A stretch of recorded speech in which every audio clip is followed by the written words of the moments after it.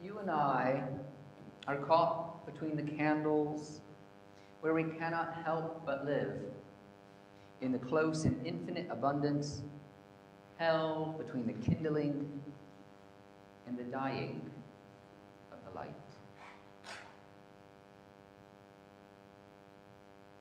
Words of the Reverend Lynn Ungar.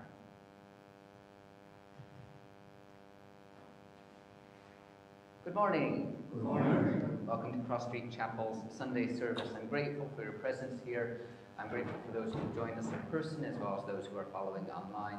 And I hope that whatever it is that you're seeking in this space and time, a time of joy and celebration, perhaps sharing some laughter, a chance to have some moments of repose and sorrow, to shed a few tears, a chance to hear a few words of wisdom, if we can so deliver that, or a chance to connect with one another or to rest with the divine.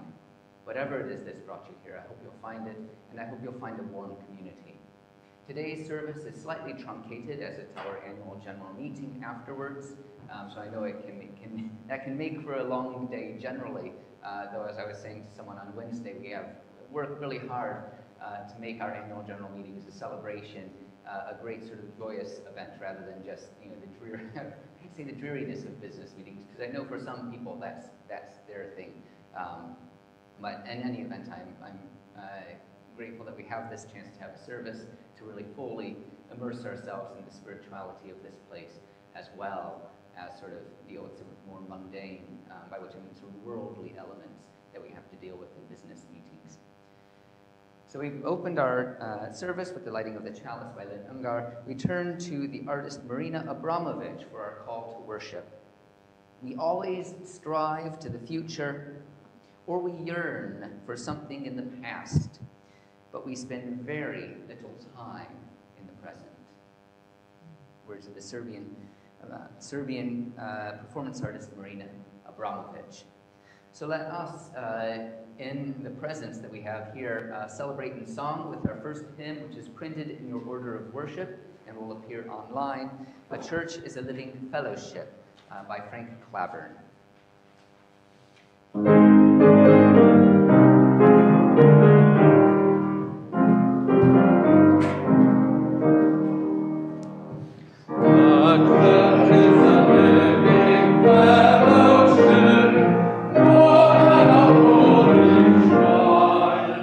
Where people share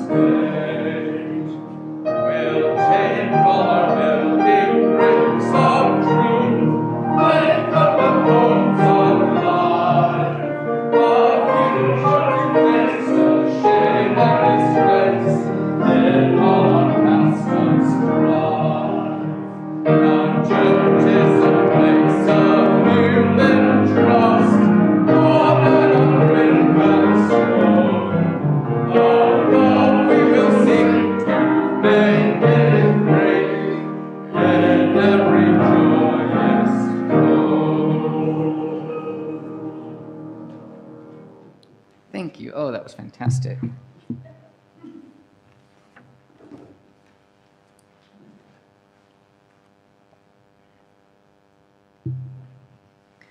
We turn now to a time of prayer with these words of Agnes McCormick. It's followed by our covenant, which is printed in your order of worship and will appear online for those following from home. But first, these words.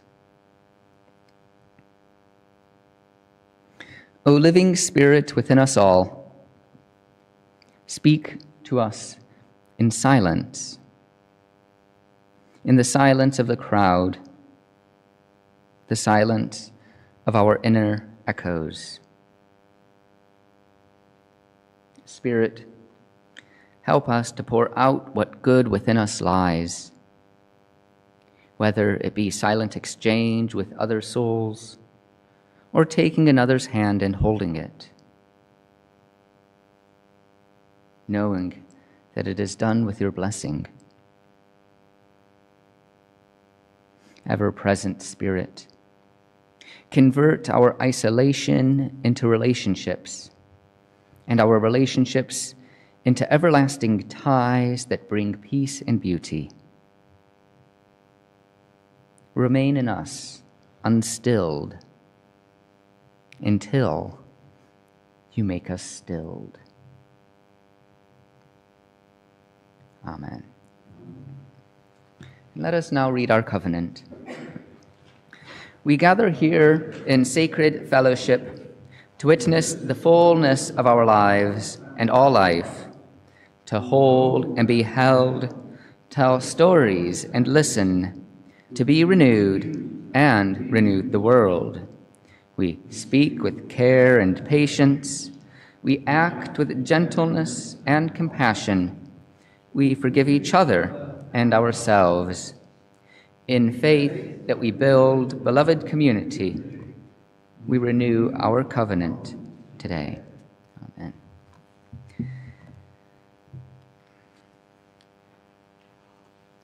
We are what's known as a sort of non-creedal church, which can be sort of a fairly, there's a lot of letters in that word, but it's meaning that we're not sort of making a commitment to some statement of belief. In order to participate in our chapel, in order to be members or to be attendees or even to lead worship, you don't have to say, I believe X or I believe Y. There isn't a uniformity of opinion that the chapel has. Nevertheless, we hold on to dear values, and that's what I think we hear in McCormick's prayer and our covenant is that we are gathering here not just as individuals, but within, we are, through our individuality, creating something even greater, some sense of community, converting our isolation into relationships. I think that's an important message that we carry forward today here in our worship as well as into our AGM, that we aren't just sort of a collection of people, sort of individualized, but we actually coalesce into something even greater through our relationships. And I hope those words come through in the covenant that we've just said. With that being said, I as an individual took it upon myself to alter our Sunday service, as I said, to make it a bit shorter, and that has involved removing the story, a frankly unpopular opinion by myself, and I imagine amongst the congregation perhaps as well. Nevertheless, this brings us then to our candles of joy and sorrow. So you're invited to share whatever it is that is in your life, whatever trials and triumphs you're facing, whatever joys and sorrows you encounter. You can light a candle, and if you have a few words to say, please come to the microphone. So those who are using the loop system, those who are online will be able to hear you. If you are online, type into the chat box and we will read your message out. And if you are holding, if you want to sit and remain in silence, know that your presence here is enough.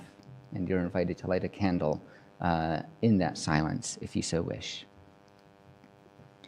I'd like to light a candle for my son Thomas, who has been unwell this week. We thought he was well enough to go to school on Friday, and he came back with a bit of a cold, like a bit of, sort of coughing and sneezing, which is carried on through the weekend.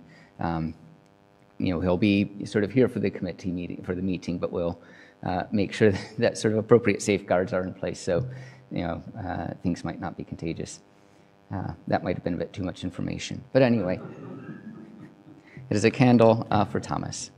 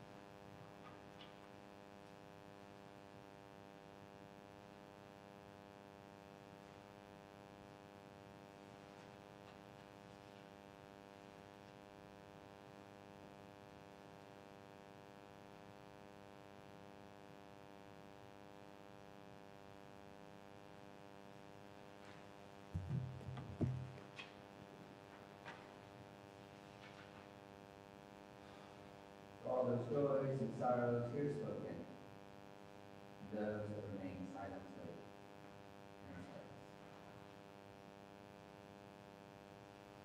Let us return to singing with our second hymn. This is in your purple book.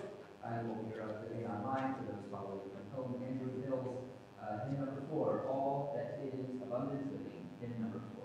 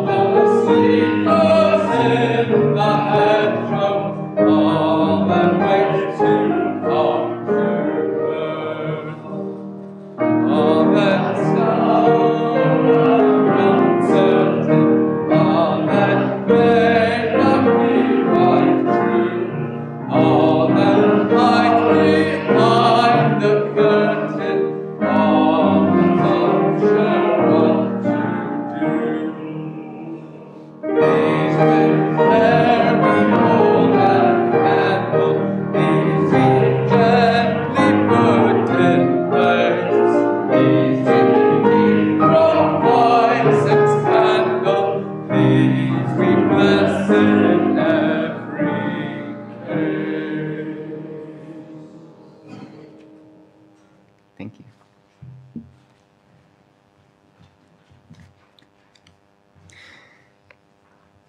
Our reading today comes from the Reverend Emil Gudmundsson. What we are, we have reached because of other people's planting. The thoughts, the values, the ideas, and the feelings we possess are articulate because we have been the recipients of knowledge, kindness, love, and understanding. And above all, the mystery we call life we owe to a presence, yet unknown, yet still very near to us. For these gifts, not our own, we give thanks. And now, may we have faith in life to do wise planting, that the generations to come may reap even more abundantly than we. May we be reminded of the wise ones of old who admonished, if you plan for 1 year, plant grain. If you plan for 10 years, plant trees. If you plan for centuries, plant souls. May we be bold in bringing to fruition the golden dreams of human kinship and justice. This we ask, that the fields of promise become fields of reality. V. Emil Gudmundsson.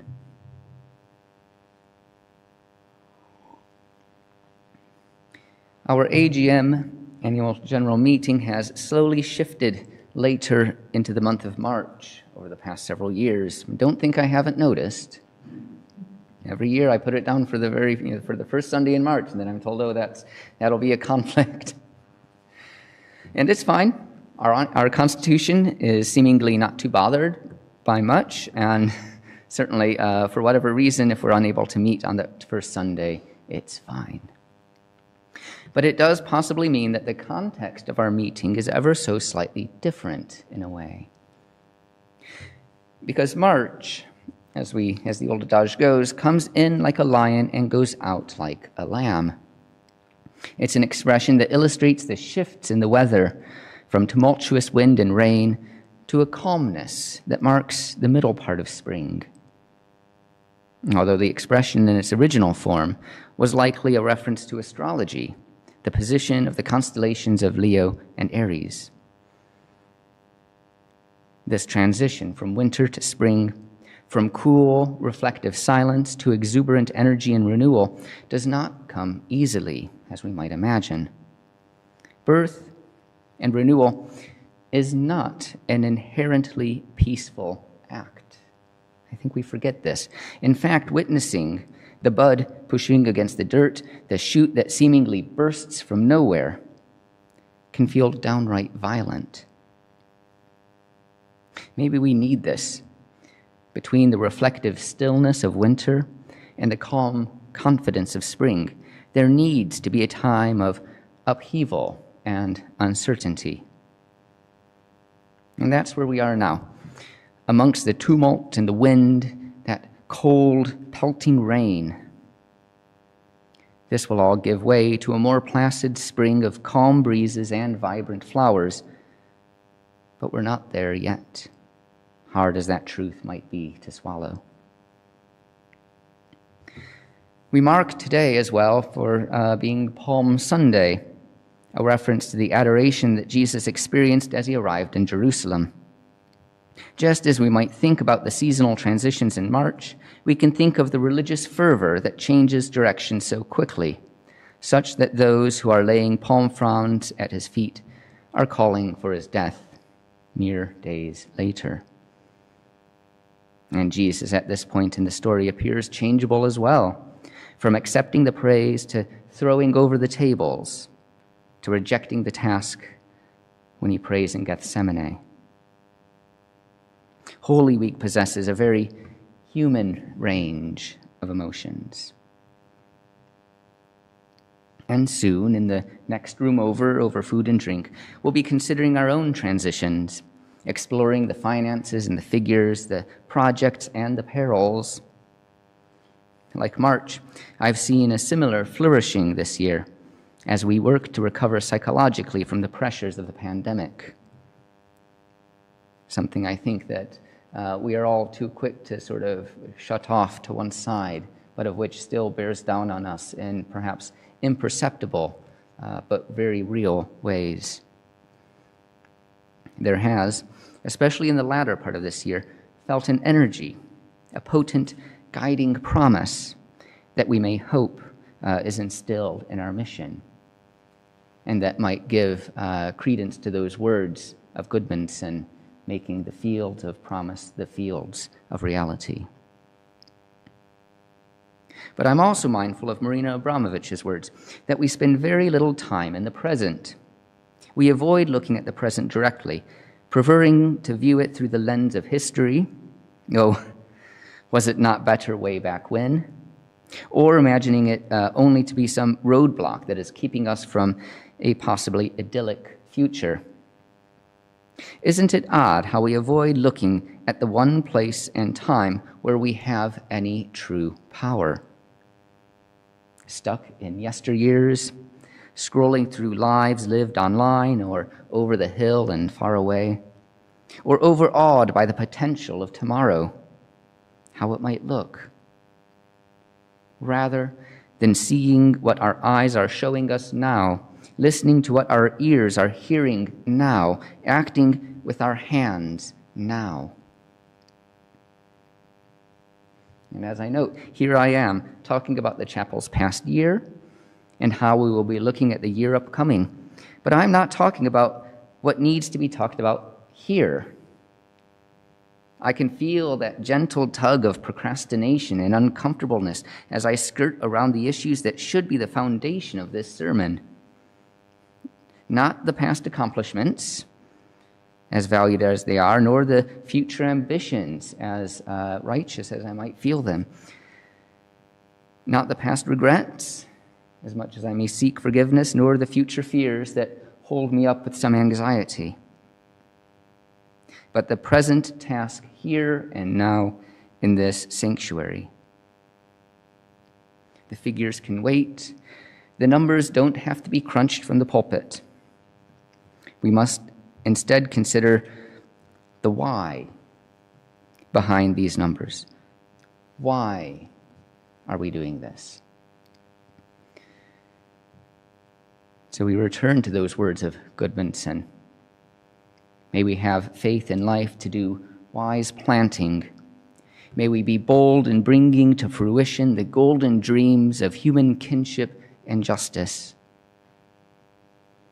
We are here reflecting on the why, and soon we'll be reflecting on the who, the what, and the how, because we have a responsibility to care for this earth, to uplift the world's people here and now, for it is the only time in which we can act.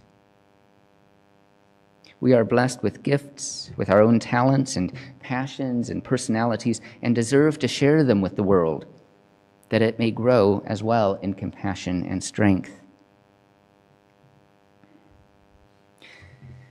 We hear in Andrew Hill's hymn just how far this compassion should extend.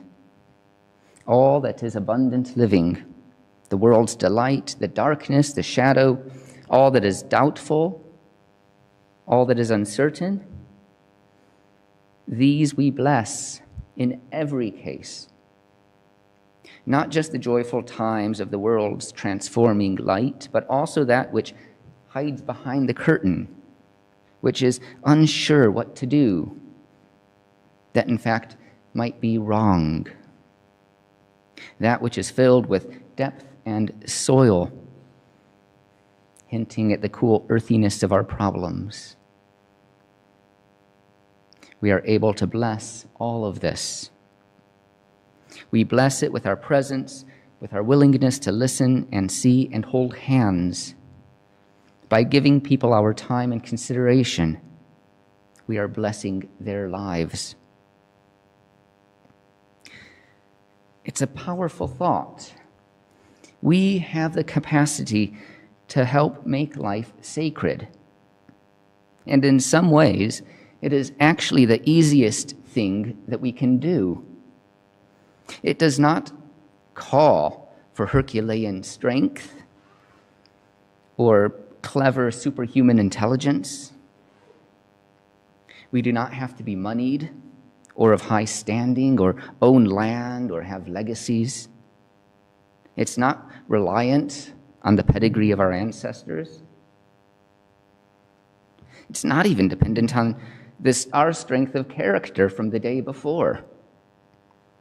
We can make sacred simply listening to each other, hearing the world in all its present authenticity, to say to those around us, I see you.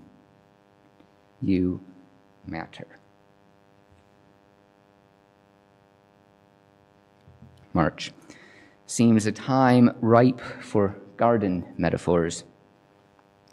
Another expression is that we should bloom where we are planted. We should allow our character to be fruitful in the present, not fixated on some place else where we might wish we were. We should seek to do well for those around us and give time to our neighbors. Springtime can be an uncomfortable reminder of the pain in life as it moves through the seasons. But if we admit where we are, we will come to see the power that we truly possess. Power to listen to the cries of the grieving, power to wipe away tears, power to hold one another. Palm Sunday is both celebratory and foreboding. The exaltation of Jesus as he enters Jerusalem, but with the knowledge that human sentiment is fragile and can so easily move from adulation to scorn. Through this fickleness of human groupthink, I hope that the tenets of our faith can be a constant and guiding light. Amen.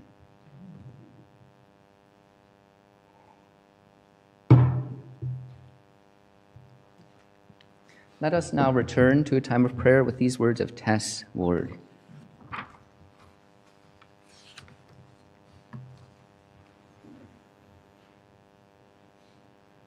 Perspective giver, holder of true, be with all who are ruled by target and deadline. Help us to let go of our need to be efficient this day and the illusion of our indispensability. Keep our feet on the solid ground of your love that made us as whole people and not the shifting sands of a virtual world, the number crunching and world spinning that misses the story. Be with all whose stories have been missed this day, and those who have dismissed their own, including us. May we find head-up time to stop the treadmill, discover life anew in all its richness and balance, and rediscover our wholeness, made holy by you. Amen. And so now we enter into a period of silence for reflection, meditation, contemplation, and personal prayer.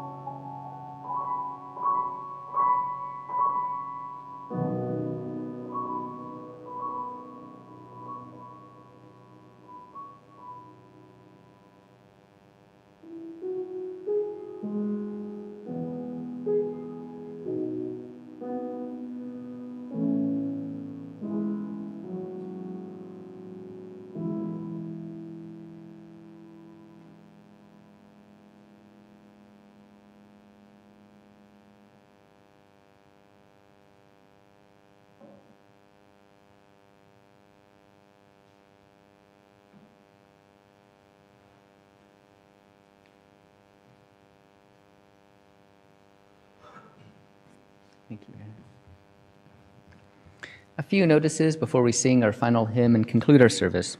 If you're in need of pastoral care or you wish to speak with me, please do so. You can obviously do that in person, or you can write to me at minister@crossstreetchapel.org.uk. We're always grateful to have volunteers for people to read, to assist with greeting, helping with the tea and coffee and the IT. How's the IT been today, William?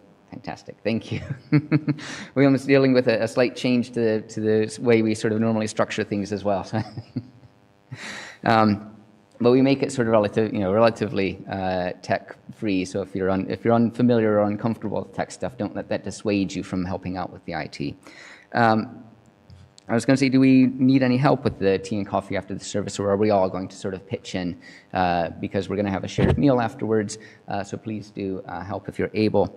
And we're grateful as well for any donations that can assist the mission of our chapel. You can donate online at justgiving.com/crossstreetchapelmanchester.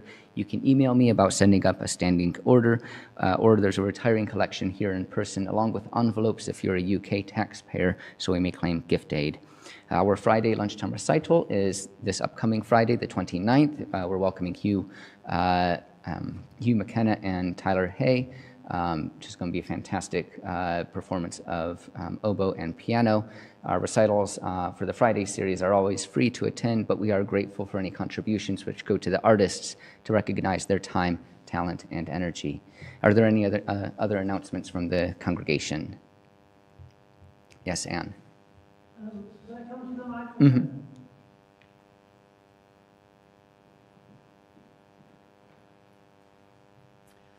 First of all, thanks to everybody who helped remove the plants from our garden last week. Many hands made comparatively light work. I shall be away for most of the next 2 weeks, and it's important that the plants that we rescued that are in polythene sacks outside the kitchen door are kept watered and moist. So I'll be ever so grateful if one or two people could keep an eye on those, please. And I hope that as soon as the new planters arrive, those plants can be, together with the soil that we saved, can be replanted, say, just in one planter, so that they're in soil until we can plan the rest of the planting. Is that okay? Yes, thank you, Anne. That was, like Anne said, sort of many people did make comparatively lighter work. And I am certainly looking forward to the new planters, which should be joining us in a couple weeks, I think. So I'm keeping updates. They're being I think they're finished, but they're being painted now. And once that's finished, when we clear the area, then we can have these sort of new, longer lasting, though technically still temporary in regards to permissions, technically temporary, though what we've had has been technically temporary for 8 years now. So are there any other notices or announcements? Let us then sing our final hymn, number 208, Joyce Poley's When Our Heart is in a Holy Place, hymn number 208.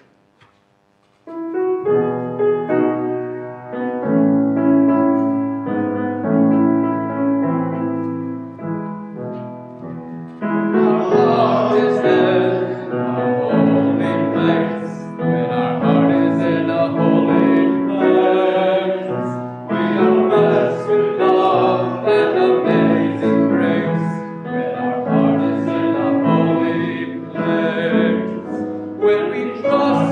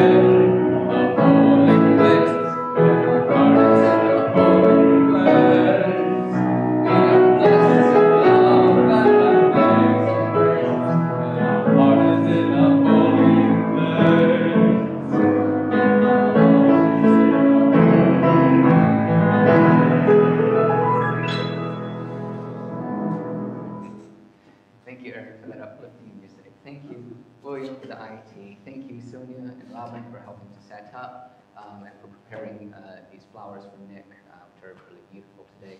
Thank you, Jill, for all the preparation you've done. Thank you to everyone who has brought food, everyone who's contributed to the AGM upcoming, and thank you to all of you for creating and sharing worship today. We close with the words of David Rankin. Palm Sunday is found whenever we are serving a noble and unpopular cause with selfless devotion, holding to the ideals of truth and justice. Whenever we are seeking to uplift the fallen, to comfort the brokenhearted, to strengthen and encourage the weak and hopeless. Whenever we are working bravely and persistently in the face of abuse and criticism to establish more equitable relations in the world. Whenever we are sacrificing our lives in behalf of what we believe to be the service of love for all humanity. With that,